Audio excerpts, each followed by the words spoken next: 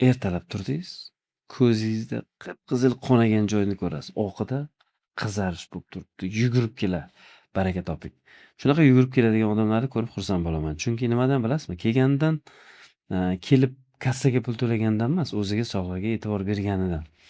Chunki qon tomir yorildi. Ko'zda qizarish berdi. Bu narsa aslida xavfsiz ko'z uchun. Qon tomir yorilishi juda xavfli emas. Chunki o'zi dori qilinsa yoki umuman olganda muolaja qilinsa 40 kun atrofida sekin-sekin so'rilib ketadi. Ba'zida shunchalik yupqa qon tomiri yorilgan bo'ladi, ingichka qon tomir o'z-o'zidan 40 kun ichida sekin-sekin so'rilib ketadi. Dori bilan ham, dorisiz ham. Bu nima uchun muhim deb aytaman? Nima uchun? Chunki bu qon tomiri yorildi. Nega qon tomiri yorildi? Demak, organizmda qon tomirlar shunaqa lomka bo'lib qoldi. Bu bitta belgi bu. Infarkt, insult kelib chiqish xavfi bor degani sizda. Bu ko'pincha qon tomir muammoli bo'lgan bemorlarda uchraydi. Biz bunaqa bemorlarni ko'zni tekshiramiz va albatta sosud xirurgga, kardiologga jo'natamiz. Chunki o'sha sosud xirurg, qon tomir xirurglari tekshiradi, yurakni kardiolog tekshiradi va boshni nevropatolog tekshirib, qon tomirlariga qo'shimcha dorilar beriladi. Ko'zga bo'lsa bitta ikkita tomchi beriladi yoki ba'zida umuman hech narsa berilmaydi. Lekin o'sha holatda agar qon quyuqlashib ketgan bo'lsa, bu insultni oldini olish uchun qonni suyultirish kerak bo'ladi. Infarktni oldini olish uchun qonni suyultirish kerak bo'ladi. Bu narsa sizga ogohlantirish berdi. Qon tomiringiz tirs deb yorildi. Bitta ich qotsa, yo bitta kuchansa, yo bitta kuchli yo'talsa, yoki ko'zi ishqalasa, ko'zda o'sha qon tomir yorilishiga olib keladi. Odatda siz qancha ishqalasangiz ham qon tomirni yorolmaysiz. Lekin ba'zi odamlarda shunaqa qon tomirlar lomka bo'ladi. O'shaning uchun biz ko'pchilik bemorlarga aytamiz, spirtni ichmang, chekmang. Qon tomirlaringizni mo'rt qilib qo'yadi deb aytamiz. Bemorlar ba'zida aytganini qilmaydi va ko'zda shunaqa muammolar bilan kelib qoladi. Ko'p semiz odamlarda ham ko'p uchraydi. Charva kam yeng deymiz, yemang umuman iloji bo'lsa deymiz. Shu hozirgi paytda somsalarga, mantilarga charvini qo'shib, qiyma shashliklarga charvini qo'shadida, shunday shirin qilib oldingizga olib keladi, yegingiz keladi. Lekin yedingizmi, sizda qon tomirlaringizga bu blyashkalar o'tiradi va sekin-sekinlik bilan sizda qon tomiringizni mo'rt qilishiga bu ham olib kelishi ehtimoli bor. Keyin bittagina asab qilganingizdan keyin qon tomiri yoriladi. Ko'zdagini ko'rdingiz, yurakdagi qon tomiri yorilsa ko'rmaysiz. Miyadagi qon tomiri yorilsa ko'rmaysiz.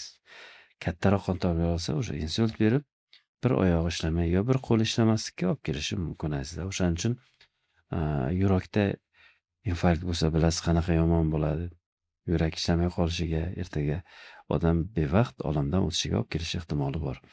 Bittagina oddiy qon tomiri yorilishi deymiz. O'shaning uchun oyog'ida varikozi borlar, ko'zda qon tomirlarida muammo borlar, albatta o'sha sosud xirurg, ya'ni qon tomir xirurgi bilan maslahatlashib, kardiolog va nevropatolog bilan maslahatlashib, birgalikda buni lecheniya qilish kerak. Bunaqa ko'zda qon quyilib kelganlar juda ko'p uchraydi. Har kuni, har doim bizda uchrab turadi.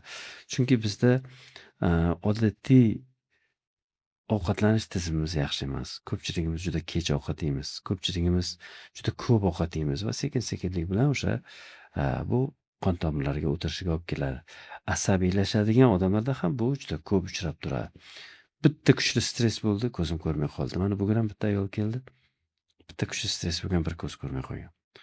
Ko'zi ustidagi qon tomiri yorilsa, hay, ichidagi qon tomiri yorilib ketib qolsa, bunda ko'z ichi qonga to'lib qoladi.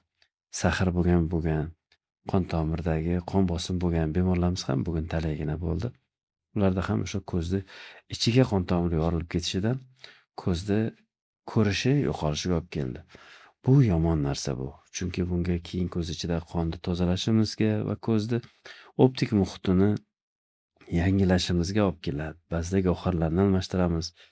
Azizlar, o'shaning uchun iloji boricha qon bosimini tushirishga, sahringizni tushirishga, sahri bor odamlar ichini kamroq qotirishga, ko'p og'ir, kuchli jismoniy og'ir narsalarni shu kasalliklari bo'lgan bemorlar ko'tarmaslikka harakat qilish kerak.